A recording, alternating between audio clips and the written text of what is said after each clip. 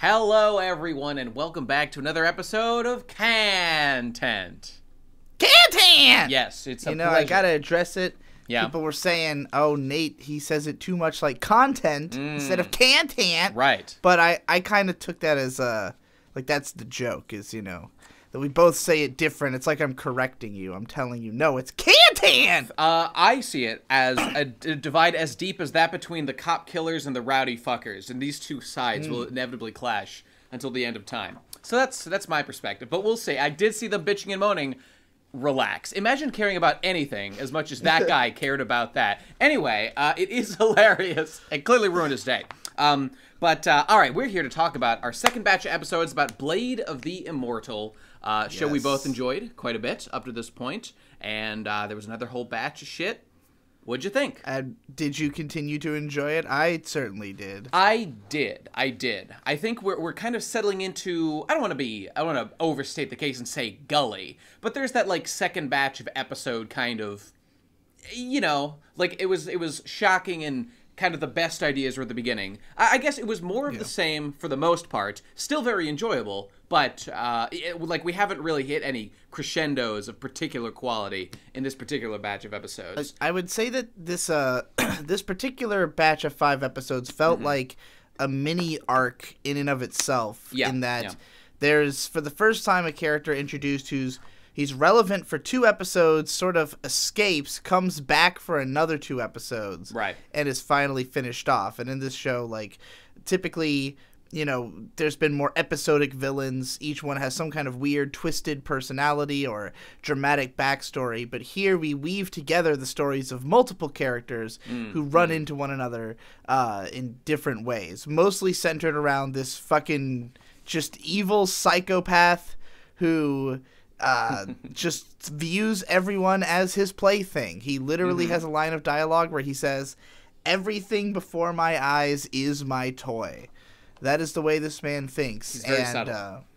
He sort of travels with our protagonists for a short period, even though, like, it's clear to Rin that this guy is deeply fucked because he plays a real fun prank on her. You want to tell us about that? Yeah, okay, I might be getting the events jumbled up, but the first thing that happens is, so the sympathetic villain that we were set up to already like was the guy who Manji fought before, Magatsu. That guy survived, as one would expect, and he shows up, he's like, hey, boss man that the main characters are trying to kill, I'm leaving, but I still respect you, I'm gonna go do other things for whatever reason, and he's got a girl on the side that they're like, ooh, maybe we'll run off together after I just pay off these debts, I'll hang around, I'll come see you, blah, blah, blah.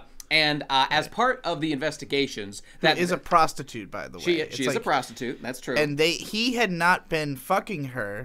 He was just like he was this close with her, I guess. He was this but close. He almost lost his cursed virginity, but not quite. Was it implied? So it was implied that he did not fuck her before he took off. I think it was outright stated that like he had never. Because he definitely promises he will come back to play with her in the future. Yeah.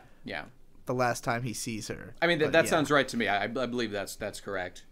And our boy, who is a member of, it seems like we're getting like the government forces involved now, like some sort of subsidiary of the shogunate or the daimyo or whatever. The Muga Ryu and that crew of boys, they show up with their, I don't know, leader, whatever. This guy with this, I don't even remember the guy's name, but he's got suns all over him. That's how he's recognizable. Yeah. And in his investigations into the Itoryu, of which this guy was just a member, he interrogates this girl, to the extreme, just like my boy Sonichu, and stabs her a bunch and kills her, and it's very fucked up. And I mean, we find out later the full details of exactly all the things he did to her, including, I mean, I'll just give you the payoff right now. During the climactic fight between Magatsu and this guy later, he reveals that the way he killed her in particular was, it's like, man, I gotta tell you, boy, sometimes, you're a man like me, guy who was in love with her, you know that the best way to have sex with a woman is right as you come, stab her in the heart, at that moment, because she gets like way tense and like the muscles constrict, and man, it's just we're men, we know this, we all know this is the best way to have sex. This guy gave a whole new meaning to big cum, dude. He really did. It's the biggest cum of all time. It's very dark, very shocking. Very uncool. Yeah, well, it's just that this guy literally views people as just his toys. If he wants somebody dead and he has a reason to kill them, he's just going to do so in the most fun way for himself, and that just means pure self-gratification. And I mean, we see it in a lot of characters in this show. There's a lot of characters who just have some weird, sick, usually perverse, kind of sexual attitude. But, some of them are more like artists or weirdos, or they're trying to perfect some kind of craft. There's some inkling of humanity there, but this guy is just purely like, I just want to fuck with people. I don't give a shit about anything. Which was interesting, considering he, more than any other character, says things like, man, let me tell you, there's some fucked up people out there. Like, not me, obviously, but like other people are way fucked up. So like what I'm about to do to you is like nothing compared to what some other people would do. When really, he probably is the worst guy we've seen so far in the show. I don't know about that one, Chief. Okay, but the epic prank though that he pulls on our girl Rin. Maybe I forget. Help me out. So at the end of this episode, they're eating together, and she's complimenting his food. I forgot about that. Yeah. Okay. Yeah. Right. She's complimenting his food, and like she's like, "Wow, this is delicious." Basically, delicious boar meat. And he's starts talking about how. Basically, he's drawing a comparison between how he's killed just so many people, because he started contract killing when he was like 15. He's never stopped. He has long lost count of how many people it is that he's killed.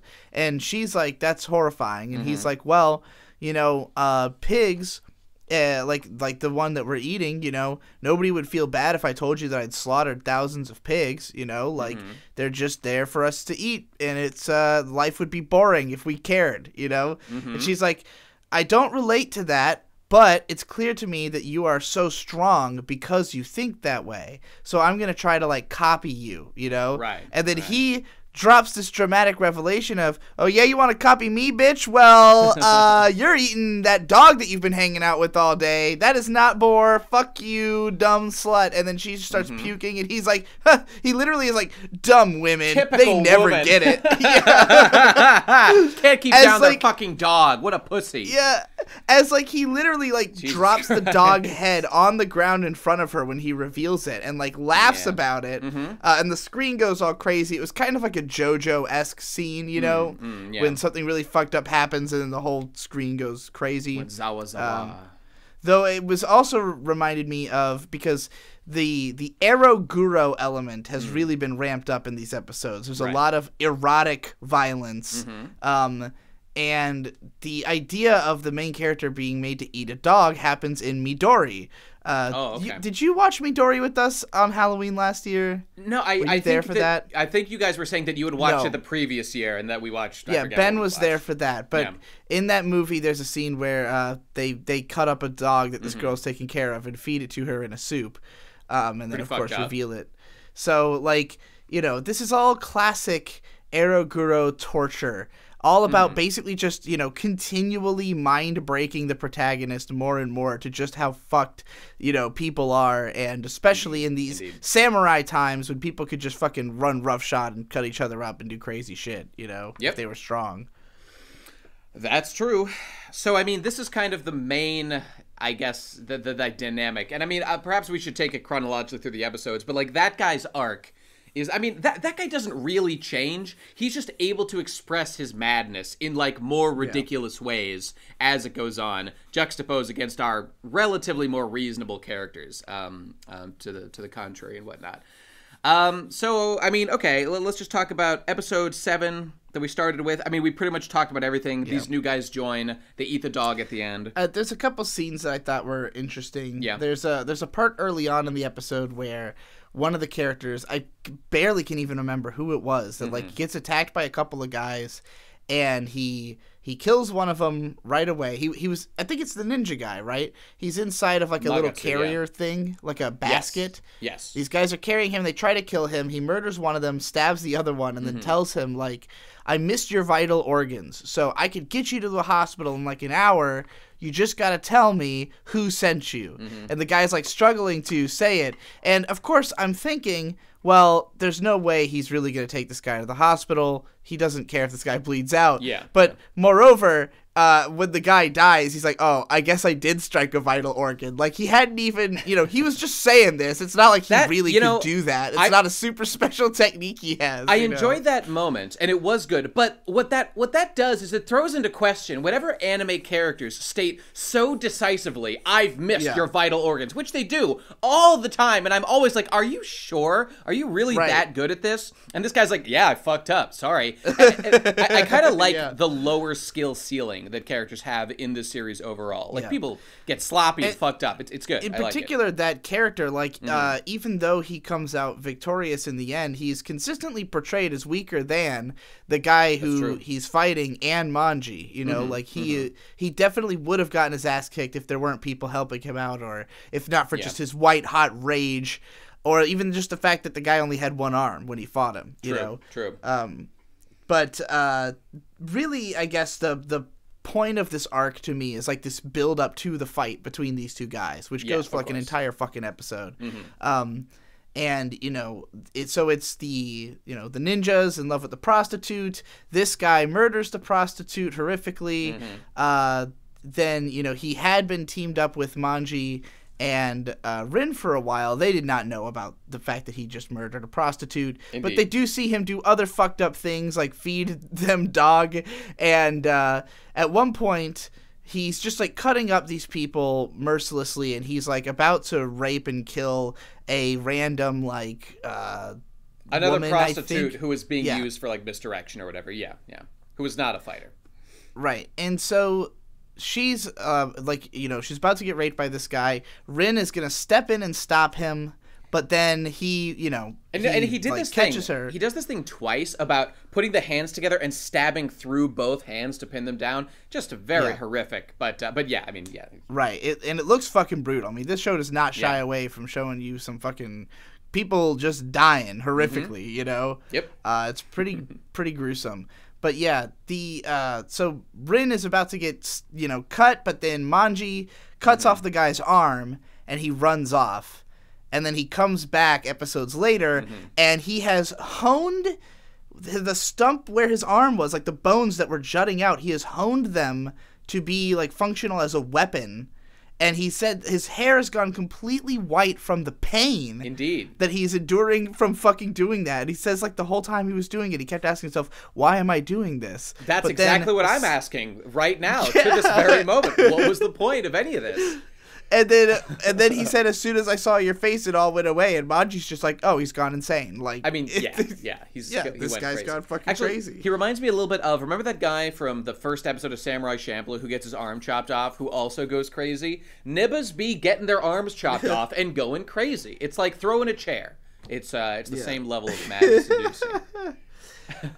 So there's also some side characters who you're gonna have to help me out on exactly what they were doing, because there is the blonde ninja girl who we're introduced to her in a great scene where a guy like starts dying of poison, and she's like, you're so weak to have to die to such a simple poison. And he's like, but how? We drank the same sake, and then we see a scene of her afterwards throwing up, of course, and apparently it was like she had to eat a bunch of some kind of, like, I don't know, bean or something. She said sesame oil. She had drank sesame oil before. Yeah, she had to drink a bunch of sesame oil, and then like that would make her able to vomit the poison later, which I thought was just that's another spot where it's like way more realistic than just like, I poisoned your wine. And I thought they were gonna have an immunity to it. Yeah, I thought they were gonna do not just the boring immunity, but say like I I'm a kunoichi. We deal in poisons or whatever. Like, I've been building resistance. They actually make it more interesting. And like, no, I took a specific thing that you could probably do in real life. Don't try it at home, kids. But like, you could probably drink oil and it would not let the poison through or whatever. So yeah, I thought that was cool. I thought that was a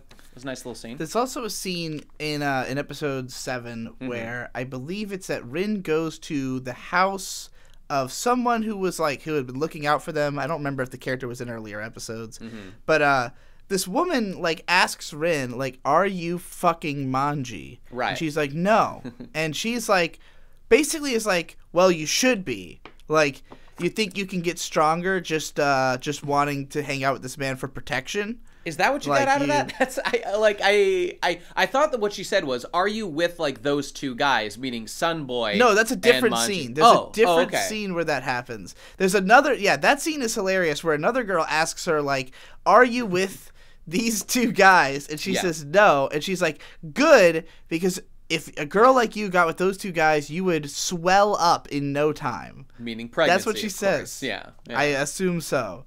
But yeah, the specific phrase she used was "swell up," which I thought was hilarious.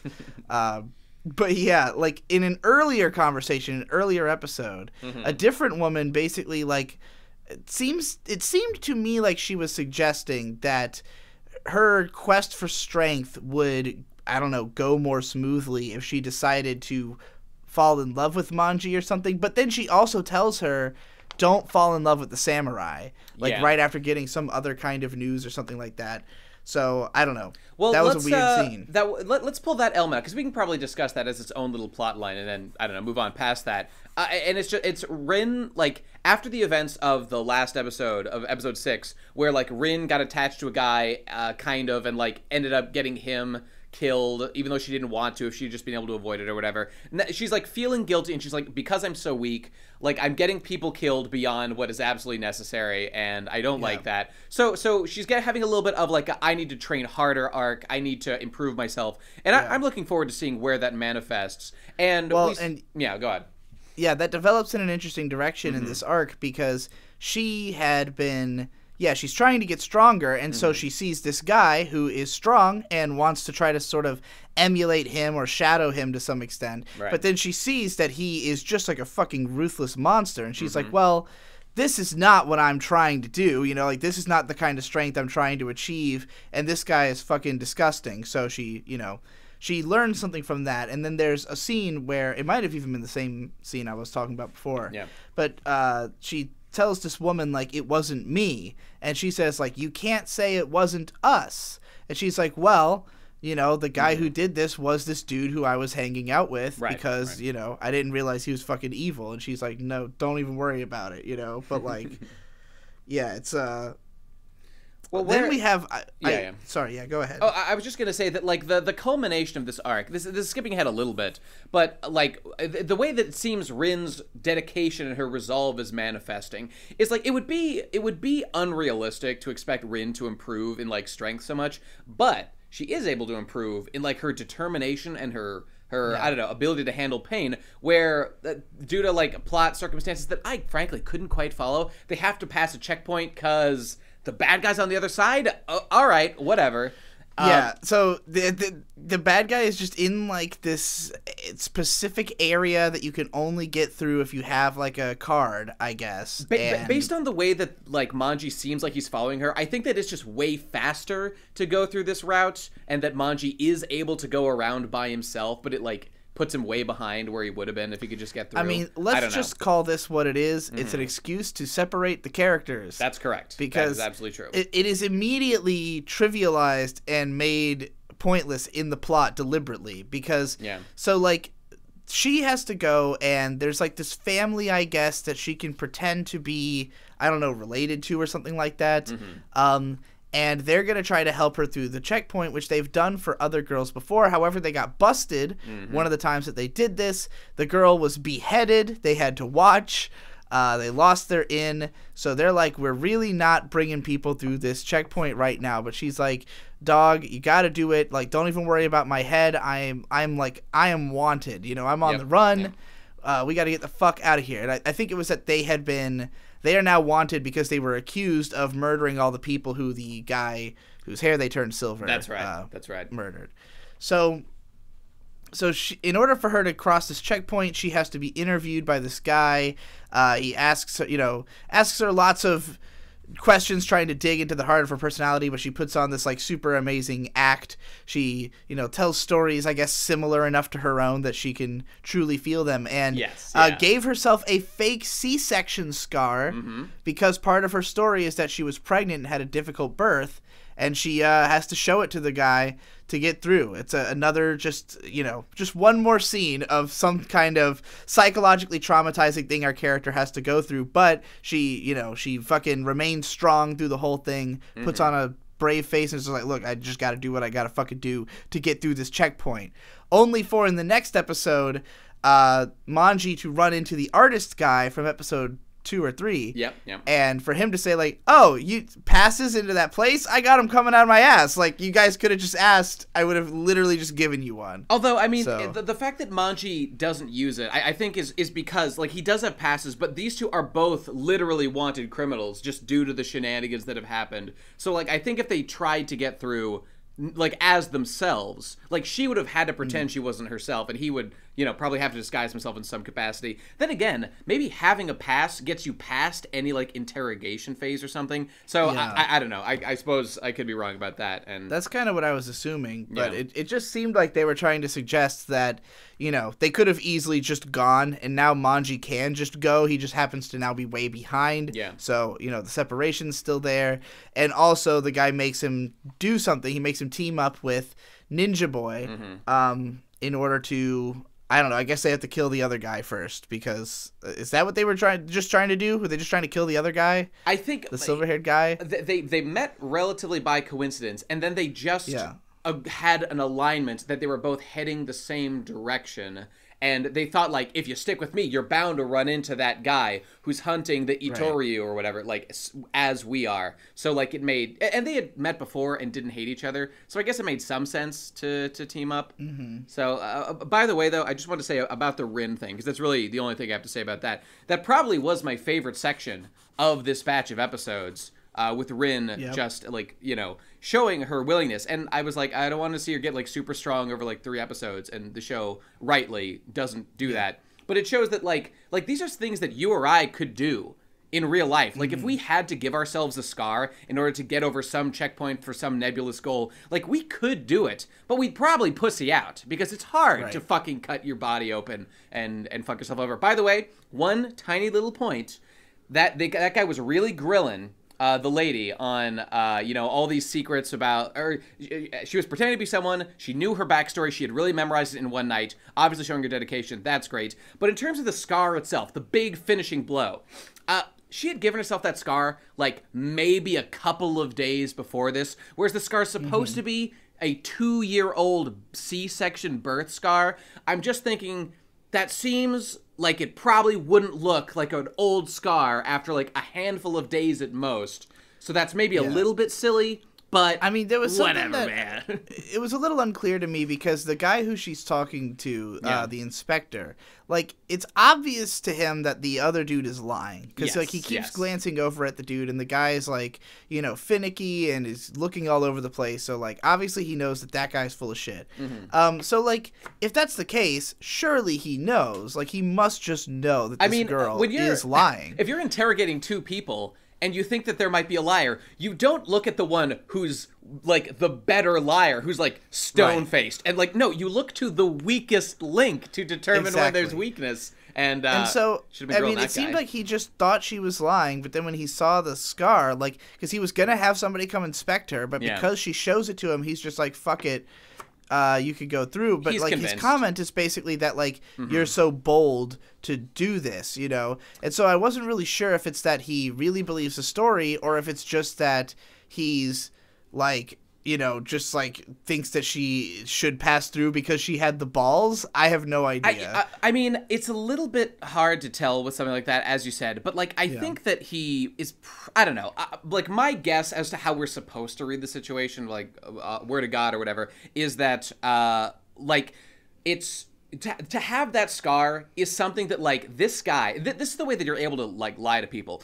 Like, it's so far beyond what, like, he thinks a normal person would do to fake in order to get by this that like it has to be real. It's just because no one would do this just get over this fucking checkpoint. It like defies his expectations. So he's just thoroughly convinced at that point that it's beyond, you know, what he would have thought. And again, that's retarded logic, and he shouldn't have thought that, and he should know better. And like, I don't know. We could spend all day, you know, criticizing the little ways that he could have investigated further. But I mean, whatever. people are dumb. Yeah, made a mistake. There was some amazing music in that C-section shot. Yeah. It was just like a really cool atmospheric track that made it kind of uplifting in a way. It was a good scene. There's also a good little moment of actual kindness from this cruel world where after she goes through the checkpoint, she starts eating the lunch that the wife had made for her. Right. The wife had returned like a bunch of the gold that she had like offered them in order to do this whole operation in the first place. So, and I was going to say like about that scene specifically with the wife doesn't have much of a role to play, but when you learn that like the wife comes to Rin at night and says like, do you really want to do this? Are you really this dedicated? And it's her idea to give her the scar and you know, to sell her on this whole, and to give her her younger sister's backstory, who's a real person, and all this stuff. So, and like the subtle like resilience and dedication of that wife to like help Rin cut herself, to give her this idea, and the fact that Rin like rises to the occasion and is willing to do all these things to herself in order to like achieve her goal. It was just a really satisfying scene, and also just again, it's realistic. Like this is something that like anybody could do, or even like a woman who's like not like trained in sword fighting. She can't kill everybody at the border gate, but she can use these kind of subtle techniques to get her way and get past the checkpoint. So very, very good scene. Very liked it. So one of the things that I was thinking about through these episodes is May and I have been repeating this phrase for a couple of years now of the moe and the guro as like the two different sides of the same coin of like the heart of how like cute girls are used in anime. Where like a moe girl is somebody who like you just want to see them succeed. You want to watch them like keep picking themselves up and keep trying, even if like what they're trying to do is completely inane or dumb, you know. But like Guro is all about like taking those moe characters and just putting them in the most extreme situations where like they have to keep picking themselves up and trying again, even though, you know, psychologically and physically they're being just traumatized constantly.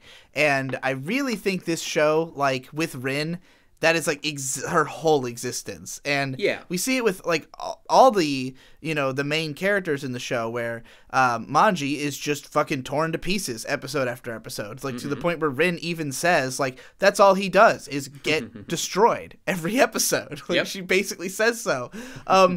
And you know, like the women or characters who we want to root for in the show are usually in positions of little power. A lot of them die. A lot of bad things happen to good people. But then occasionally the good guys win, or they, you know, we get someone gets to move on. Somebody does something redemptive, and you have just a little bit more belief and hope that maybe one day things will be good for these characters. But it's just gonna keep pounding them into the dirt the whole way there. That's absolutely true. I think watching Rin transform as, like, we, through the vehicle of Rin, are, like, exposed to more and more of, like, what horrors you have to go through in order to obtain revenge or really, like, achieve any goal is, like, in anime, you'll get, like, a backstory in one sentence that's, like, he endured like a decade of training and suffered many hardships and agony, like just summed up like that, and then you're past it. But if you actually saw all the horrible things, like every time he had to lift the weight, every time he stubbed his toe, every time he cut his finger, and every time he like the 1,000 times he swung his sword, and like how chafed his hands got, like any of us enduring that, there's a reason why they're the shonen protagonist and we're not, or not shonen in anything, you know, like the suffering Guts went through or whatever to survive in his world. It's horrific and nightmarish.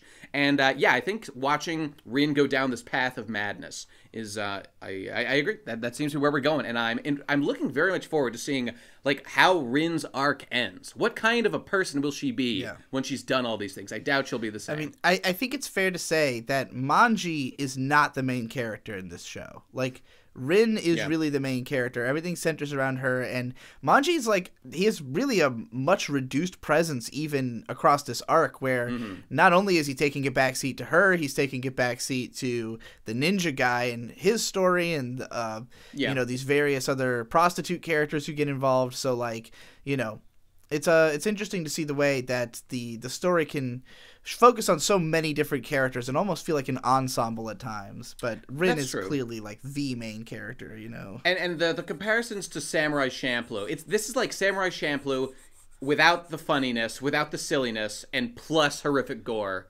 And like more plot, just way more relevant plot. Yes, you know? very true, very true.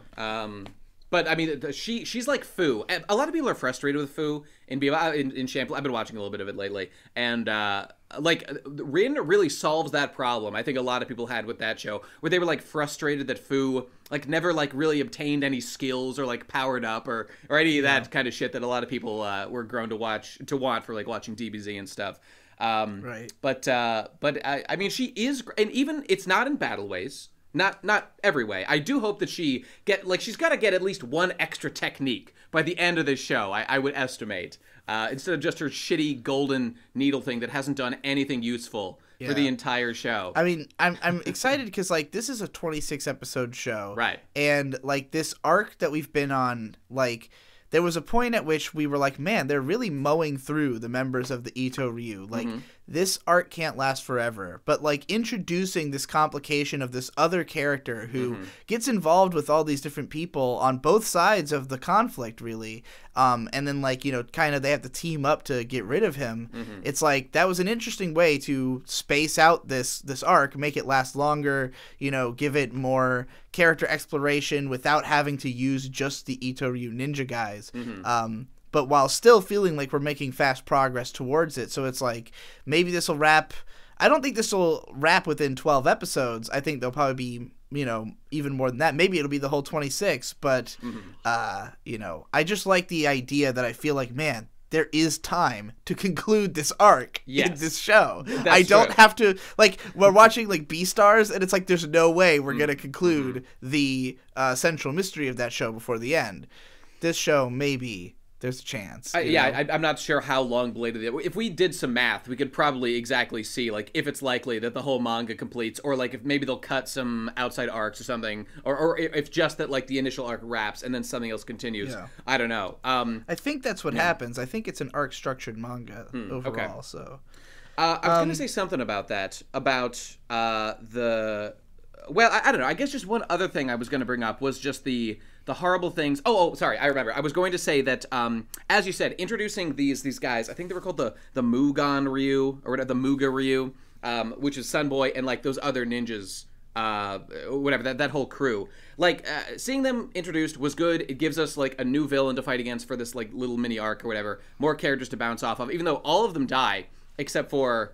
Actually, you know what? Only one of them actually dies, now that I think about it. Just that miscellaneous guy. The rest of them seem to be alive. Because at the end, I guess I'll just say, when... It's pretty funny. When Black Knight style, after the final fight with white hair sun guy, he's hanging off a cliff after having lost to Magatsu or whatever. And he's like, cut off my other hand, motherfucker. I'm not going to let go. You have to cut off my second hand. And indeed, that's what he does. So now both of our two, like, sort of our two samurai boys that seem to be, like, our closest thing to a protagonist now, or our two, like, our Mugen and Jean of this story, are, like, each one has cut off one of this dude's arms. And I'm wondering if he's going to get some sort of he's got to come back. There's no chance he's dead based on every trope in the book. So he's going to come back with improved arms of some kind, with some sort of special gun arms, or will his bones be bigger or more powerful, or I don't know what he's gonna do. But like, more importantly, all those characters are, this is what I want to know about more, and I think I understood it, that they were sent as a unit by the government to hunt the Ito Ryu, which I believe is attempting to, like, become a legitimate branch of the daimyo of, like, whatever region they're in right now, of, like, their lord. So it seems like there's two facets of the government. One is attempting to crush the Ito Ryu, and the other seems to be sending assassins to wipe them out. So like I'm not exactly sure where that's going, but I'm guessing based on there's been a lot of like sympathetic I don't know, time given to like the guy that Rin is trying to kill, that leader guy whose name I can't remember.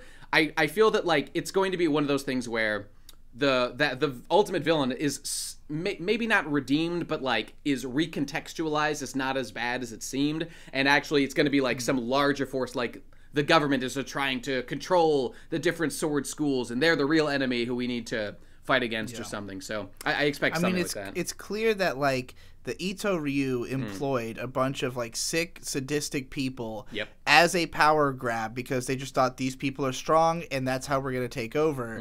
And the leader only cares about being strong. There's nothing else in his mind. Whereas like the ninja guy who has now joined our protagonist, like when he left the Ito Ryu, part of it is because there's like sick people in there, you know, like the guy who they're hunting down. But now we're shown that the government has just as sick people who will literally cut a girl's titty off if he just fucking feels like it. And so, I mean, clearly there is moral ambiguity on both sides of this conflict, it would seem. So, okay, the Kunoichi, I guess, assassin woman with the blonde hair. Yes. What was her and her friend trying to accomplish? Like, who were they trying to kill? Those guys. Ninja guy? Were they hired by the Ito Ryu to kill him or something? When we first see... Okay, as I understand it, like, the four guys, there's Sun Guy, guy with the sunglasses, and blonde ninja girl, and, like, the guy who hangs out with her. Those four, as I understand it, are all members of the Mugan Ryu, or the Muga Ryu, whatever the fuck it is. And they are...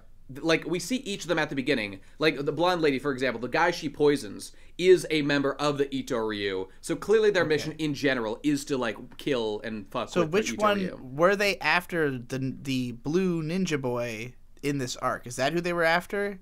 I don't think they were after anyone specifically at this time. Yeah. They all got their sights set on the leader of the Ito Ryu. They say that, like, oh, man, we're getting a little close to the head. Maybe we should, like, I'm 2 days from retirement. I'm not sure I should go on this big mission right now.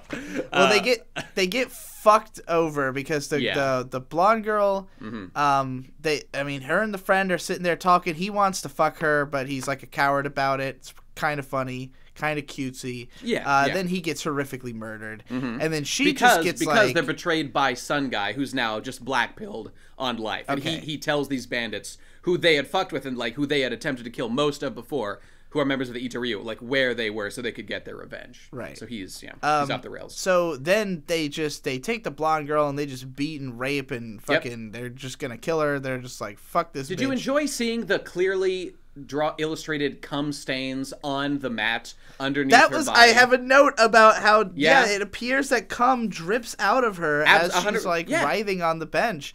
I mean, with it is not ambiguous. They say like this guy says you smell like a man who's had sex with this woman multiple times. So I mean, there's no ambiguity here.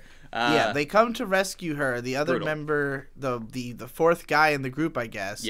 And he just fucking slaughters everybody on his way to her. She kills the last guy who had, I mean, she gets like she just murders some people, and afterwards she's just like kind of catatonic and just like, yeah, whatever. I mean, I guess she's not catatonic. She escaped, man. She was resilient. What's the phrase I'm looking for? She is playing dead, playing possum. No, like blasé. Like she just is listless. She just doesn't like even care. She's just like, well, like she's probably suffered more than this in the past. Well, we learn of how she suffered in the past because she had a kid. To I don't know. Was it her husband? Okay, it was hard to tell. I think she had 2 children, a son and a daughter. Yeah. Like the daughter, right at birth, they're like, we don't want a daughter. Get rid of it, and they like get rid of the daughter somehow. And then, like, that's just her husband in the scene that you can describe if you want. And I get her husband, I guess, is trying to train their son, and he's, like, really obsessed with this idea that, like, his offspring has to be, like, super powerful, I guess. Yes. And when the son, like, the son's, like, I don't know, 10 or something 10. Like that. Yeah. And he is, like... I have to, like, see if you're skilled. And when he sees the kid's not skilled, he cuts him in half. Yeah, he sure does. And then tells the wife, I need you to birth another. So she just murders him, and I can't that's blame her backstory. Cannot blame her at that point. No, as she in her mind is just thinking, my child's blood won't come off of me. Right. It's pretty fucked. But like, this show has a unique way of finding like new ways to show you fucked weird people, you know? Indeed. Like Indeed. new levels of reasons for people to be just sadistically violent and careless and just not give a fuck at all. You know, it reminds me just a little bit of one of my favorite manga, Frank and Fran, which is just like this horrific side. Like every chapter, at least at the beginning of that, is just like, how can we science some body horror, like ironic punishment for like vain or evil or stupid or fucked up people? And we're going through or similar just regular exercises. people. I don't even really care. Like It's Frank usually and like Frank can get ironic dark as punishment shit. for people, like the women are vain, so they like. There's one chapter where just on a tangent. There's one chapter where the girls in this high school are annoyed because their boyfriends want to have sex too much, and they're really cramping their style. So they go to Fran and they say, "Fran, help us." So Fran makes a horrific giant blob monster that secretes like female pheromones that like attract men more than like a normal woman ever could, and it's just a big flesh pile that you can go lay on and just like power fuck in this giant like tower of flesh. And now the women are like, "Well, Fran, we didn't want them to not care at all." And Fran's like, "Whoopsie doopsie." So I mean, nothing goes to that extreme, but yeah, it's a great series. Big fan. Yeah, ironic punishments and I don't know, fucked up situations abound in both. Speaking of ironic scenes, there's a part in this where Manji, he throws the bad guy of the arc into the forest. He tosses him into the forest and tells Ninja Boy, "Go get revenge for your girl. I set you up with the perfect scenario. Go murder that guy," right? So he goes and fucks off to go do that. And then the other 3 members of this guy's crew, like, get the jump on Manji and just cut him to pieces and start stabbing him relentlessly. Yep. Even though they're apparently supposed to capture him alive. They're all, like, afraid that they've killed him. But as soon as he revives, he's just like... they're immediately at his mercy. So they all bow to their knees, give him all their money, and run away. Which is so it's really just like a comedy scene, essentially. Yeah. In which Manji just somehow finds a way to get his ass kicked again. He really is. I think I'm trying to rationalize. Like, on the one hand, they tell me Manji's a badass and that he's really good. On the other hand, he's getting fucked up every 2 seconds. Like, your average warrior would not allow this to happen to them just for the disrespect, if nothing else. But I think he just must be so, like jaded about getting dismembered and stabbed because he's, been alive a while. He just doesn't consider it a loss, It's I lost my arm, well, whatever, Like, it's probably a good shock tactic to use against people because they let their guard down, That's true. Although these guys, the funny thing is these guys were just particularly shitty because they knew about his, like, basically revival ability, and all they did was, like, stab. They didn't, like, cut pieces off. They just stabbed, which, as we all know with, like, rule of shonen, like, you gotta cut into pieces if you really want to make a dent. Like, stabbing just does HP damage. It doesn't do anything meaningful, and he just gets right back up. That's not an effective way to deal with this guy. So, they learned their lesson, I think. Yeah. So episode 5, or not 5, 11 rather, the 5th one we watched, was one of my favorites because it's a just huge fucking fight between 2 established, cool side characters. And like, I can't tell you how important I think it is in an action show to have great side characters with great fights because they're really unpredictable. We know Manji's not going to die. We know Rin's not going to die. But we don't know if Samurai Dude, random other guy, is going to die. That's true. He's not as integral to the central story. We have no reason to believe he's going to last. He could die at any moment. And the bad guy, similarly, it seems like we've explored his character enough and, like, he could easily die here. But at the same time, maybe they'll take each other out. Maybe he'll lose. Who knows? It really felt like it could have gone either way. And the fight is long. The combatants are both skilled, but there's also lots of unique things about the fight, such as the fact that one guy is using his exposed bone as a weapon, which, like, literally just hurts like fuck anytime he hits it on anything, which is hilarious.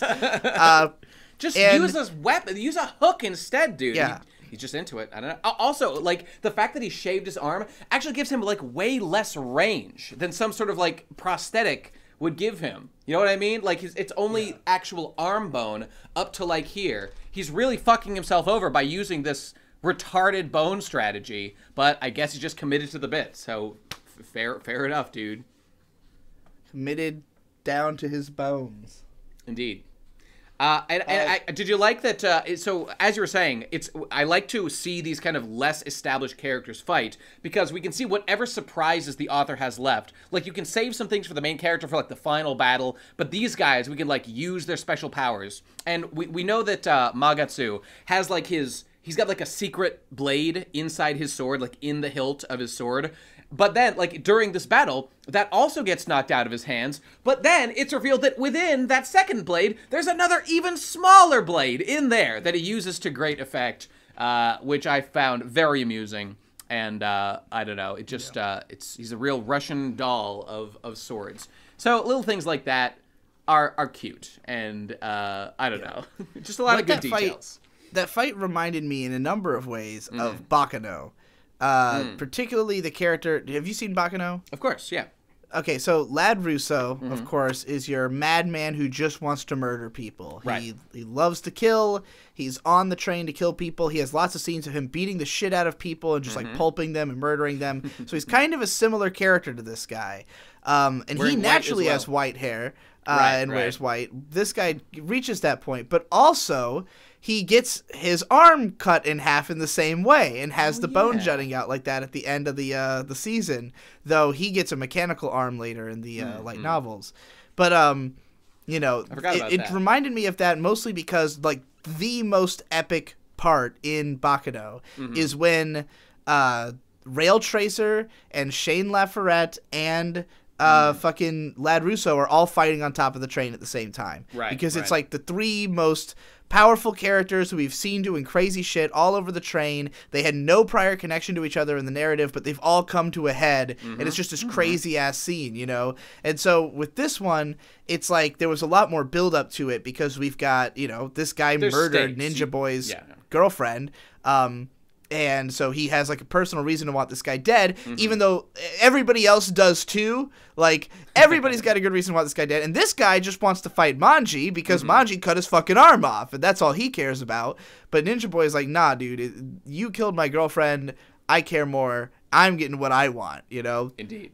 So they have this long, elaborate fight that ends in a kind of ambiguous way, as you pointed out. But yeah, it was fucking sick. It was super memorable. It really made those two characters stand out in my mind even more than, like, you know, like, sure, they've had cool dialogue and story and stuff, but, like, when two characters have a big, elaborate shonen-style fight, that's when you truly remember who the fuck they are, you know? That's absolutely true. Although, by the way, on that scene, the first, if I remember correctly, the first blow that we see dealt when they're in this shack in the woods or whatever, is Magatsu Ninja Boy gets stabbed through the stomach at the very beginning of the fight. And I was shocked to see that he did in fact live. I kind of thought that was like it. Like he'd maybe get the guy and kill him. But like by the end of the episode, when he just continues on his way, he's shown to be like fine. Like it's not even a big deal. That he was literally impaled with a sword. So I mean that's a little bit of like, I don't know. I feel the veil of like important character protectiveness branching out onto him a bit with moments like that. But I mean, to be fair, that's kind of with all the characters so far, or all the ones that matter. So I don't know. I would have kind of enjoyed just like if they just added that one retarded line of dialogue, kind of in contradiction to what they said before of like, oh, I got him, but I missed his vital organs. Damn it. That would have been funny, you know? Something like that. And then he dies later. It's like, oh shit, I guess he did get my vital organs. Dies instantly. It would have been a great slapstick moment. Consider that next time. Well, at the end of the episode, Rin is helped by the main bad guy. Who, by the way, was just spending the last, like, 3 episodes just wandering and starving to death. Like, having nothing else to do. Poor girl. So the main bad dude who as soon as she said, the next time I see him, I'm going to, like, kill him instantly, I immediately knew that she was going to run into him in no time flat and have to not be able to do that. But that's exactly what seems to have happened at the end of the latest episode. What but a coincidence. Who knows what else?